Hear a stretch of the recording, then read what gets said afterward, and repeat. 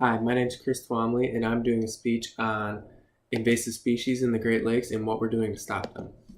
So, there are a few ways that invasive species get into the Great Lakes. The first one being pet release. So, occasionally, people dump their fish tanks into the Great Lakes when they don't want them anymore.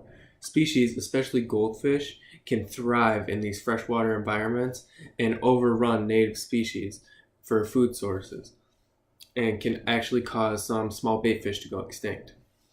Another way that fish get into the Great Lakes that aren't supposed to be there is by bait dumping. So, as a business, most companies that raise bait fish just raise the fish that grow the fastest so they can sell them and get their money. So, when people release these fish into the Great Lakes, they reproduce at a rapid rate, usually greater than the rate that the native fish reproduce, and can run the native fish out of bodies of water.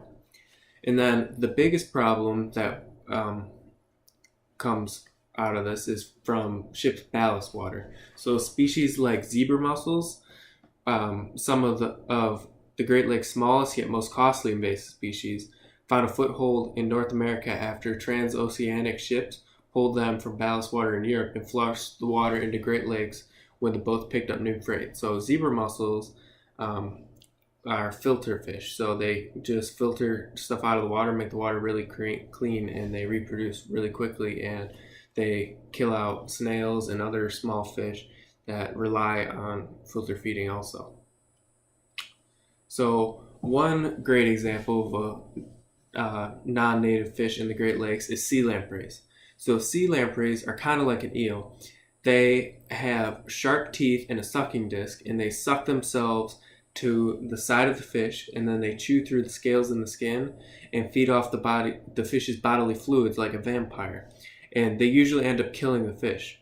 During the life of the parasite, a sea lamprey can kill 40 or more pounds of fish. Sea lampreys are so destructive that under some conditions, only 1 out of 7 fish attacked by a sea lamprey will survive. And that's according to thegreatlakes.org.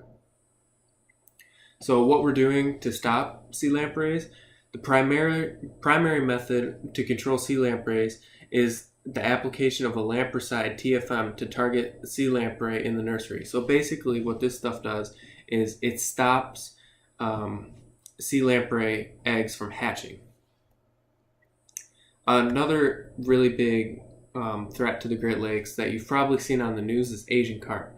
So these fish actually came from ballast water from Europe and Asia, and they just eat everything in sight for the most part, which really causes a problem for native species, and we are already seeing a decrease in native fish populations anywhere where Asian carp are. So what we're doing about Asian carp. So Asian carp are really sensitive to noise, so you've probably seen them in videos jumping up out of the water when boats drive by.